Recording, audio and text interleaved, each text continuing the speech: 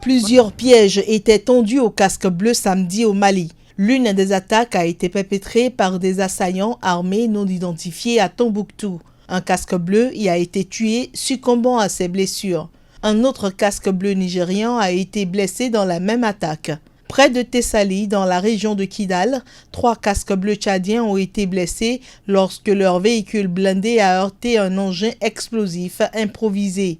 Ces détails ont été communiqués par le secrétaire général des Nations Unies, Antonio Guterres, qui condamne ces attaques en rappelant qu'elles peuvent constituer des crimes de guerre. Il appelle par ailleurs les autorités maliennes à agir rapidement pour identifier les auteurs de ces agressions et les traduire rapidement en justice. La MINUSMA est la mission la plus coûteuse en vies humaines des opérations actuelles de maintien de la paix de l'ONU. On dénombre plus de 190 morts depuis son déploiement en 2013. Au Mali, des zones entières échappent encore au contrôle des forces maliennes, françaises et de l'ONU, régulièrement visées par des attaques, malgré la signature en mai-juin 2015 d'un accord de paix censé isoler définitivement les djihadistes, dont l'application accuse des retards. De cela 3 ans, les contractuels de la ville de Niamey ont été suspendus à travers une note de service. Chose qu'on n'a jamais vue. Et des contractuels, d'autres ont des CDD, d'autres ont des CDI. Un beau jour, ils sont réveillés et suspendus à travers une note de service. Et les gens se sont manifestés pacifiquement à travers un recours à la justice. Et le procès a duré 3 ans. Et récemment, en janvier passé, il y a eu un délibéré. La justice a donné raison aux contractuels. La justice a instruit la mairie de remettre ces contractuels dans ses droits. Parce qu'on ne peut pas comprendre comment se fait-il que des pères de famille, il y a des veuves parmi eux, il y a des gens qui sont à la charge des orphelins. Parce qu'il y a des personnes, suite à ça, ils ont perdu leur foyer. D'autres ont perdu leurs femmes, d'autres ont été chassés des maisons à loyer. Des pères de famille, des gens qui prennent en charge des familles aujourd'hui se retrouvent à la rue. Sans raison, sans droit, sans rien, juste à travers une note de service qui les suspend. Et après ça, il n'y a aucune explication, aucun droit, rien. Des gens, d'autres ont fait 10 ans à la mairie, d'autres ont 5 ans, d'autres ont 6 ans, d'autres ont 8 ans. Donc aujourd'hui, nous sommes là, c'est pour vraiment taire le silence. Parce qu'on est fatigué.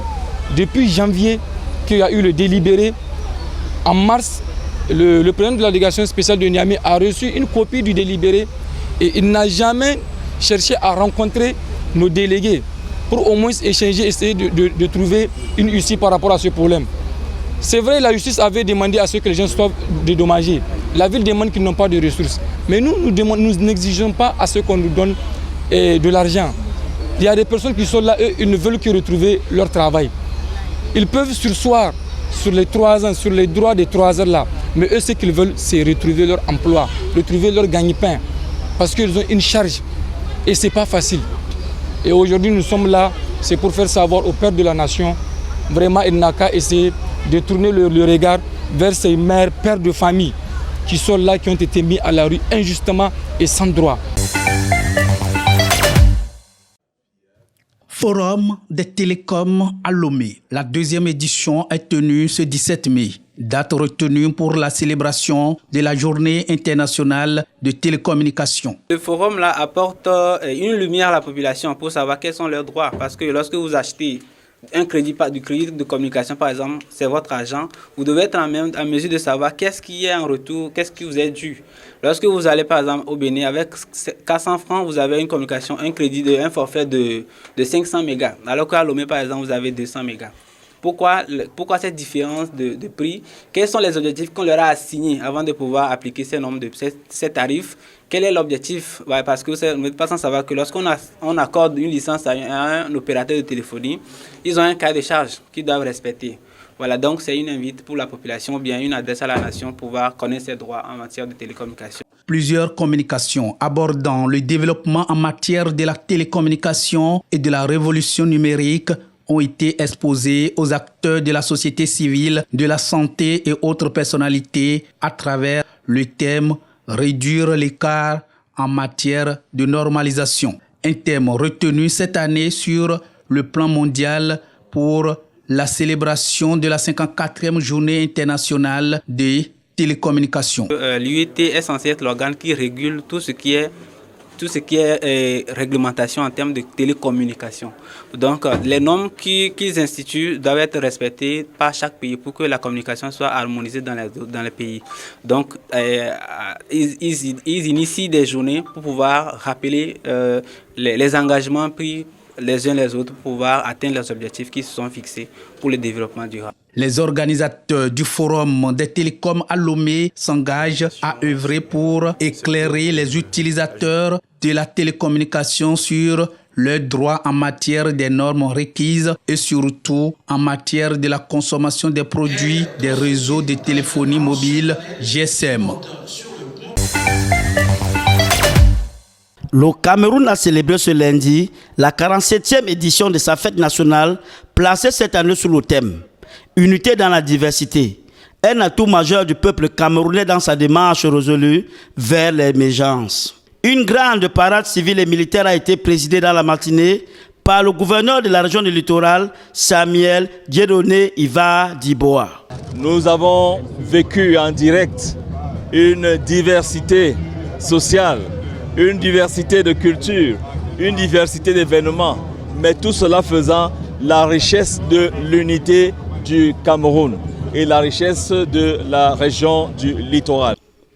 D'autres cérémonies se déroulaient en parallèle dans les régions.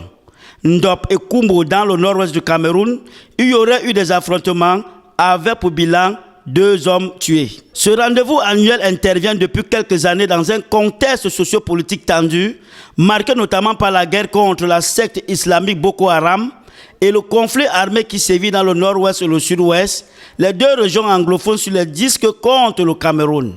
Réélu lors d'une présidentielle dont les résultats ont été contestés, Paul Biya multiplie depuis plusieurs semaines les appels à la tolérance et à l'unité.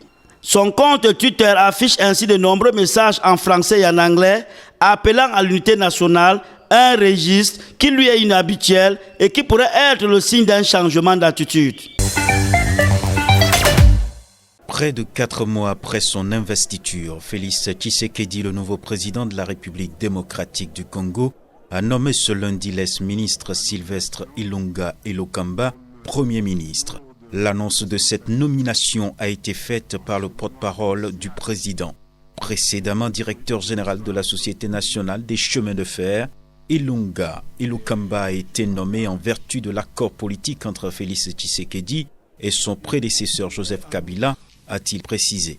Sylvestre Ilunga Ilokamba s'est en tout cas engagé ce lundi à tout mettre en œuvre pour faire fonctionner la coalition entre l'ancien président et son successeur. Le nouveau Premier ministre a également souligné les priorités que lui a assignées le nouveau chef de l'État, à savoir le social, l'éducation, la santé. Peu avant cette nomination, l'ex-Premier ministre de la République démocratique du Congo, Bruno Tshibala, a indiqué qu'il avait précisé sa démission au président Félix Tshisekedi. Selon lui, ce dernier en a évidemment pris acte et vient de le charger d'expédier les affaires courantes jusqu'à l'investiture du nouveau gouvernement par la représentation nationale.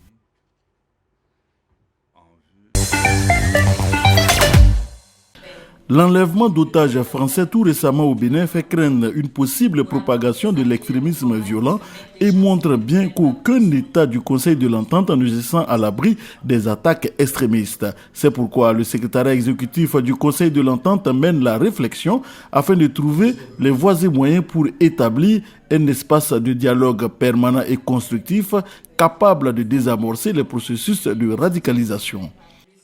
L'instrumentalisation ou la mauvaise interprétation sciemment entretenue de la culture, celle de la religion, l'ignorance, l'intolérance, le refus de l'altérité, la haine de l'autre sont entre autres les mots qu'il nous faut absolument combattre. Pendant 72 heures, ces experts venus du Bénin, du Burkina, de la Côte d'Ivoire, du Niger et du Togo, mais également du Ghana et du Mali, tous issus d'acteurs gouvernementaux, sécuritaires, de la société civile et des experts-chercheurs, vont partager leur expérience et réfléchir sur des moyens de préservation de la cohésion sociale et du vivre ensemble. Une démarche soutenue par le département fédéral des affaires étrangères de la Suisse. Mon pays s'y engage à vos côtés afin que les dures réalité de la violence ne soient plus les seules perspectives qui s'offrent, en particulier à une jeunesse qui ne demande qu'à construire son avenir, ici, maintenant et autrement. Rappelons que cet atelier régional de Ouagadougou fait suite à la rencontre d'Abidjan en 2018 qui avait déjà jeté les bases sur la prévention de l'extrémisme violent dans l'espace entente. Le chef de l'État gabonais a congédié son vice-président et le ministre des Forêts et de l'Environnement. Le ministère des Forêts et de l'Environnement est pour le moment placé sous l'autorité directe du Premier ministre, Julien Nkogé Bekale. Aucun détail n'a filtré sur le motif de leur limogeage, mais les appels à la démission de Pierre Claver Maganga Moussavou et Guy Bertrand Mapangou s'étaient multipliés ces derniers jours dans la presse et la société civile gabonaise dans le sillage du Kevazengo Gate, une affaire de trafic de bois précieux interdit d'exploitation. Fin février et début mars, près de 5000 mètres cubes de Kevazengo, une essence rare très prisée en Asie d'une valeur d'environ 7 millions d'euros, avait été découverte dans 2 sites d'entreposage appartenant à des sociétés chinoises au port d'Owendo à Libreville. Une partie du Kevazengo était chargée dans des conteneurs sur lesquels figurait le tampon du ministère des Eaux et Forêts indiquant une cargaison d'Okoumé, une essence de bois dont l'exploitation est autorisée. Suite à la découverte de ces documents falsifiés, le responsable de ce ministère au port et son équipe avaient été arrêtés, soupçonnés d'implication dans ce trafic. Mais le 30 avril dernier, 353 de ces conteneurs, placés sous l'autorité de la justice, s'étaient mystérieusement volatilisés. 200 conteneurs ont par la suite été retrouvés dans les entrepôts de 2 entreprises différentes, toujours au port d'Owendo. Le Kevazengo est un bois rare d'Afrique centrale, considéré comme sacré par certaines communautés locales et très apprécié en Asie, notamment pour la réalisation de paquets, escaliers, meubles de luxe ou portails de temples. La justice gabonaise a annoncé l'arrestation de 2 ressortissants chinois accusés d'avoir participé au trafic avec la complicité de fonctionnaires gabonais. Représentant 60% du produit intérieur brut, le secteur forestier est l'un des piliers historiques de l'économie du Gabon, un pays recouvert à près de 80% par la forêt.